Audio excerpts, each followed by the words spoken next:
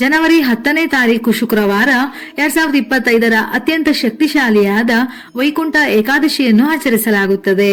ಪುಷ್ಯ ಮಾಸದಲ್ಲಿ ಬರುವ ಈ ಏಕಾದಶಿಯನ್ನು ಪುತ್ರದ ಏಕಾದಶಿ ಎಂದು ಕರೆಯುತ್ತಾರೆ. ಆದರೆ ಪಂಚಾಂಗದ ಪ್ರಕಾರ ಧನುರ್ಮಾಸದ ಶುಕ್ಲ ಪಕ್ಷದಲ್ಲಿ ಬರುವ ಏಕಾದಶಿಯನ್ನು ಯಾವಾಗಲೂ ವೈಕುಂಠ ಏಕಾದಶಿ ಎನ್ನುವ ಹೆಸರಿನಿಂದ ಆಚರಿಸಲಾಗುತ್ತದೆ.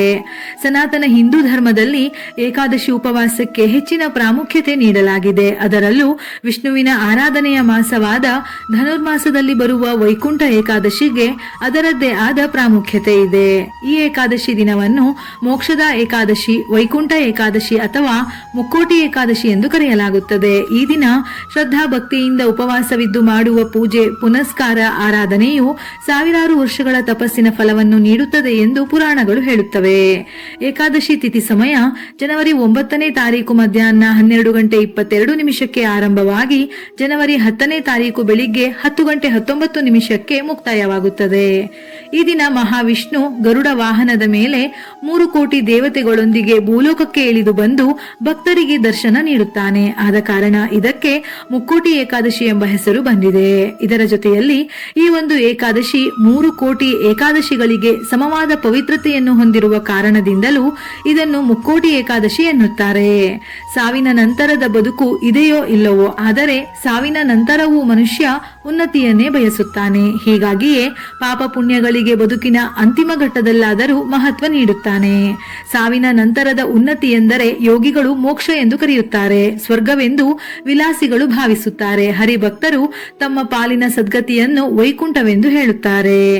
ಹೆಸರೇ ಹೇಳುವಂತೆ ವೈಕುಂಠಧಾಮದ ಒಡೆಯನಾದ ವಿಷ್ಣುವಿನ ಆರಾಧನೆಯ ಜೊತೆಗೆ ಈ ದಿನ ನಿಯಮಾನುಸಾರವಾಗಿ ಉಪವಾಸ ಮಾಡಿ ಏಕಾದಶಿಯನ್ನು ಆಚರಿಸಿದರೆ ವಿಷ್ಣು ಸಮೇತ ಮುಕ್ಕೋಟಿ ದೇವರುಗಳ ಆಶೀರ್ವಾದದ ಜೊತೆಗೆ ಮೋಕ್ಷ ಪ್ರಾಪ್ತಿಯಾಗುತ್ತದೆ. ಅಂದರೆ ಈ ದಿನ ಭಕ್ತಿಯಿಂದ ಉಪವಾಸ ಮಾಡಿ ಪೂಜೆ ಮಾಡುವ ಭಕ್ತರಿಗೆ ಮರಣದ ನಂತರ ವೈಕುಂಠದಲ್ಲಿ ಸ್ಥಾನ ಸಿಗುತ್ತದೆ ಎನ್ನುವ ನಂಬಿಕೆ.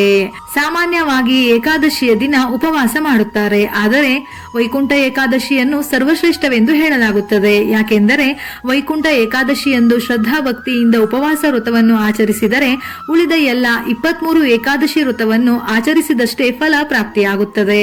ಎಲ್ಲಾ ಏಕಾದಶಿಗಳಲ್ಲಿ ವೈಕುಂಠ ಏಕಾದಶಿ ಅತ್ಯಂತ ಮಂಗಳಕರವಾಗಿದ್ದು ಇಂದು ಮಾಡುವ ವಿಷ್ಣುವಿನ ಪೂಜೆಗೆ ಕೋಟಿ ಜನ್ಮಗಳ ಪುಣ್ಯ ಪ್ರಾಪ್ತಿಯಾಗುತ್ತದೆ.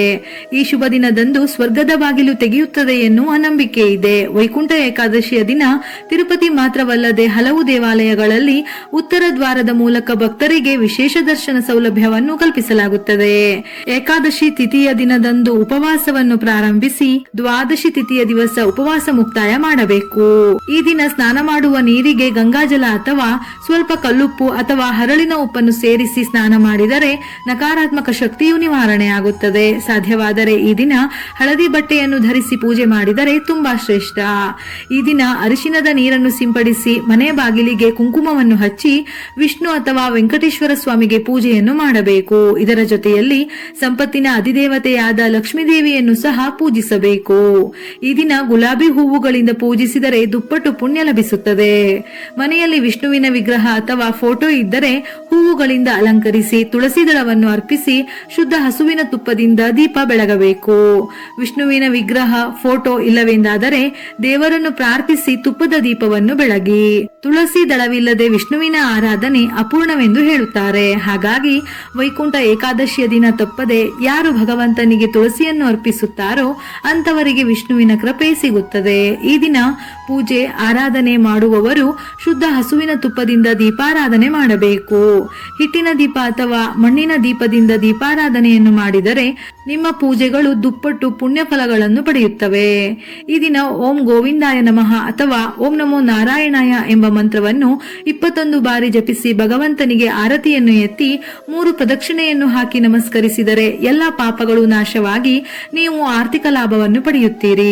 ಈ ಶುಭ ದಿನದಂದು ಉಪವಾಸವಿದ್ದು ವಿಷ್ಣುವನ್ನು ಪೂಜಿಸಿದರೆ ಪಾಪಗಳು ನಾಶವಾಗುವುದಲ್ಲದೆ ಪಿತೃದೋಷಗಳು ಕೂಡ ನಿವಾರಣೆ ಆಗುತ್ತದೆ. ಈ ದಿನ ಅಪ್ಪಿತಪ್ಪಿಯು ಅನ್ನವನ್ನು ಸೇವನೆ ಮಾಡಬಾರದು. ಒಂದು ವೇಳೆ ಉಪವಾಸ ಮಾಡಲು ಸಾಧ್ಯವಿಲ್ಲದವರು ಹಣ್ಣನ್ನು ಸೇವಿಸಬಹುದು.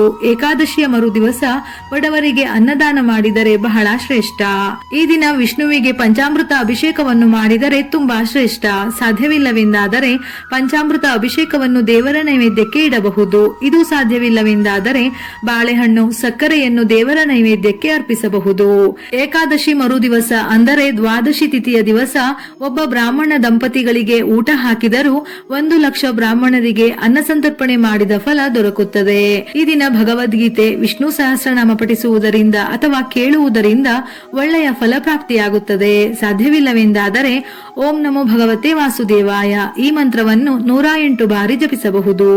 ಈ ದಿನ ವೈಕುಂಠದ ಬಾಗಿಲು ತೆರೆದಿರುತ್ತದೆ ಎಂದು ಭಕ್ತರು ದೇವಾಲಯಗಳಿಗೆ ಹೋಗಿ ಪೂಜೆ ಸಲ್ಲಿಸುತ್ತಾರೆ. ಇದರ ಜೊತೆಯಲ್ಲಿ ಈ ದಿನ ಶ್ರೀಮನ್ ನಾರಾಯಣನ ದರ್ಶನ ಮಾಡಿ ವೈಕುಂಠ ದ್ವಾರದ ಮೂಲಕ ಹೊರಬರಬೇಕು. ಹೀಗೆ ಮಾಡಿದರೆ ಸಪ್ತ ಜನ್ಮದಲ್ಲಿ ಮಾಡಿದ ಪಾಪಗಳು ನಾಶವಾಗುತ್ತದೆ.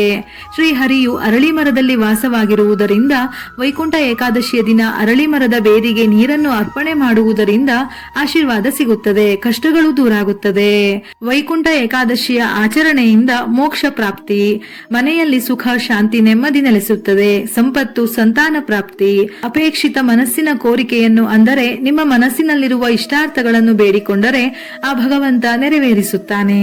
ಮನೆಯಲ್ಲಿ ಈ ಏಕಾದಶಿಯ ಆಚರಣೆ ಮೊದಲಿನಿಂದಲೂ ಇಲ್ಲವೆಂದರೂ ಈ ವೈಕುಂಠ ಏಕಾದಶಿಯನ್ನು ತಪ್ಪದೇ ಆಚರಿಸಿ. ಸಾಧ್ಯವಾದರೆ ಭಗವಾನ್ ವಿಷ್ಣು ಅಥವಾ ವೆಂಕಟೇಶ್ವರ ಸ್ವಾಮಿ ದೇವಾಲಯಕ್ಕೆ ಹೋಗಿ ಮೇಲೆ ಹೇಳಿರುವ ಮಂತ್ರವನ್ನು ಜಪಿಸಿ ತುಳಸಿ ದಳವನ್ನು ಅರ್ಪಿಸಿ ನಿಮ್ಮ ಕೈಲಾದ ಸಣ್ಣ ಪುಟ್ಟ ಸೇವೆಯನ್ನು ಮಾಡಿ.